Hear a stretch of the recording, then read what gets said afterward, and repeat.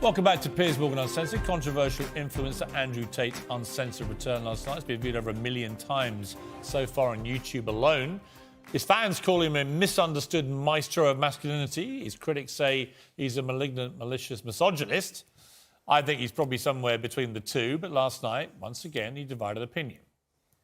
I do mean what I say. If I were to see a girl on a private plane on Instagram, for example, I would assume that a man put her on that private plane. I would not assume she bought it herself. What if it was... Perhaps that makes me misogynistic. What about the Afghan women? It's nothing to do with me on any level. You don't have a view? I have a view. My view is that people naturally gravitate towards law and order, and if you didn't have the Taliban, you'd have different warlords operating in lawlessness, and there would be no way to prevent your store or your market stall getting completely robbed by someone with an AK-47, and people are going to gravitate towards a form of law and order. America left. They left a power vacuum, and the power vacuum is now full. What about their treatment of women? I mean, only tonight they have banned any women from going to university.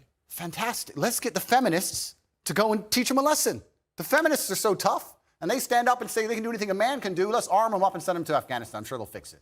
Why can't you just say, on that, you know what, it's completely wrong? Because it's not my point. I don't understand. But it makes me think, it'll make your critics think that you don't think it's wrong. They could ban all men. They could ban all short people. But they're not. They're only banning women. Correct. They could ban all short people. They could ban all people with long hair. And none of it's anything to do with me. So they can do whatever they want. I'm not going to go to war with the Taliban. Do you think you're a misogynist? Absolutely not. I'm not a misogynist on any level. This is one of those buzzwords they just throw at people randomly. Homophobic, racist, misogynist, they just throw it out at people.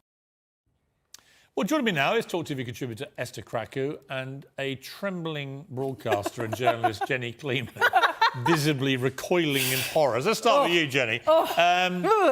He's not your idea of a role model. Well, no, he's not. I see him as a symptom of a problem rather than a solution to it. I can understand why... What's the problem that he's the symptom for? The problem is that I think a lot of young men feel that nobody is speaking up for them. In a culture where we are encouraged to have identity politics, the only identity that isn't a good identity is a young man or a young white male. He talks in a very straight way and he gives straight answers to some questions, which I think he gives very wrong answers to. But I find him repellent. I think he talks about... He basically creates straw men that he destroys. So he will depict feminism as a particular kind of thing, a kind of man-hating thing, which it isn't. Well, it is to some feminists. For a small number of feminists, I mean, there are some radical feminists who genuinely hate men. There definitely are. But most people know that feminism is about just thinking that everyone should have equal opportunities regardless of... Yeah, and one thing we know from Afghanistan, and these heartbreaking scenes today in Afghanistan of weeping female students who couldn't go to university, and men actually in Afghanistan then going out in protest for them. I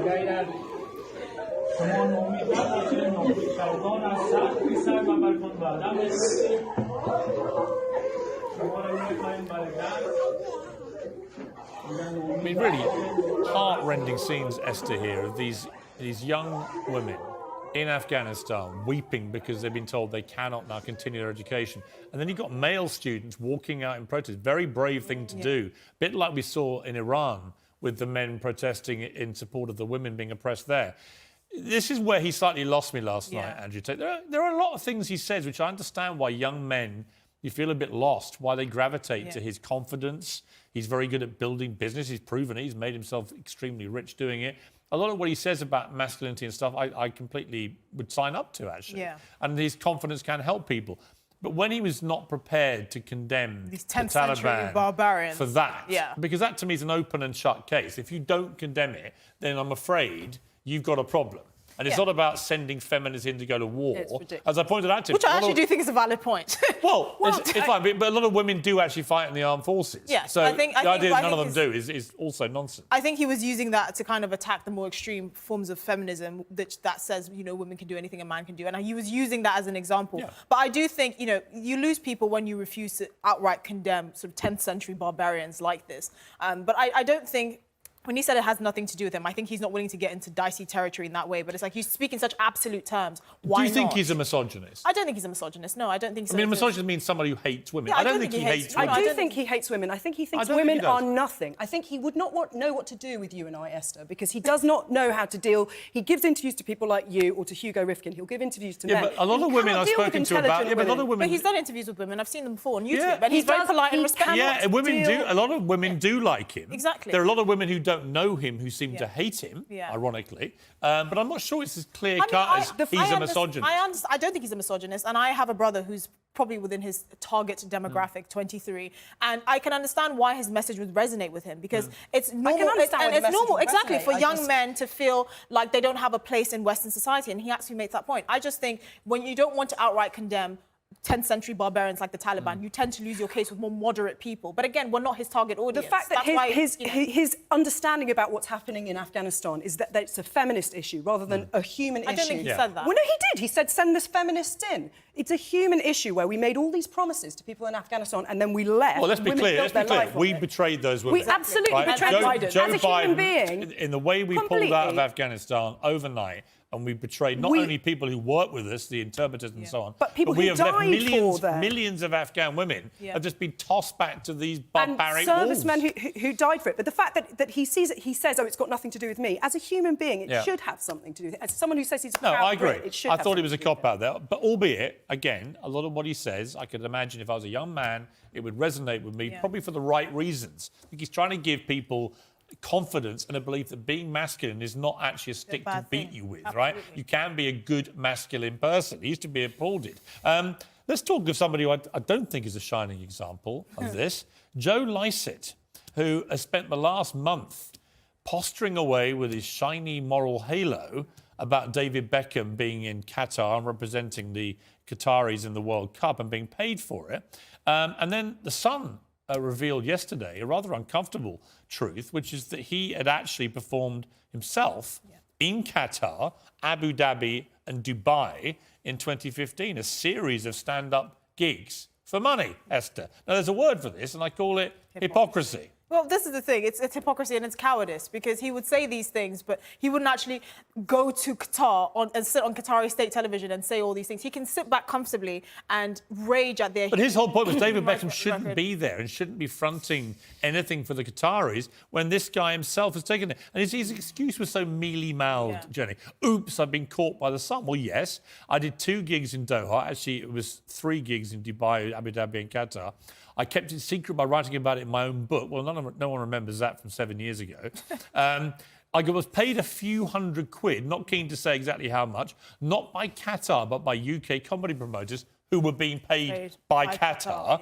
But it was 2015, when Qatar's laws were exactly the same about homosexuality as they are today.